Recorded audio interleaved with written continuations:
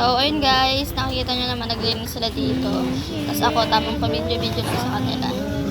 Nga pala guys, kaya nga pala nila yung nililinis kasi papalitan ng bagong lona. Dahil yung lona na nilagay dyan, nagkabutas-butas. Kaya papalitan. Tapos, syempre, dinamay na rin nila itong puno. Tinanggal na rin ni Papa G para walang sagabal pag naglagay siya ng lona. So, eto na guys, habang sila'y gumagawa dun sa tindahan ni Papa, naglalagay sila ng lona dahil magtatag-ulan na. Ako naman, nagluto na ng gabihan para pagtapos nila, kakain na lang. Yan, magluluto ako dyan guys ng tokwa at baboy. Ito, nakapagprito na ako dyan ng tokwa. Ito ang aking baboy, ayan. Kasim ginamit ko dyan guys.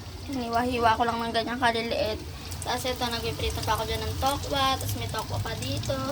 Tapos meron ako ditong ginawang sauce, toyo, oyster sauce, nor seasoning, tapos may konting asukal. Tapos meron ditong kalamansi, tapos meron ditong bawang, sibuyas, siling green, tapos maglalagay din ako ng magic sarap at saka pork cubes. Tapos nagsaing na rin ako dito guys. All goods na to guys. Magluluto muna ako guys.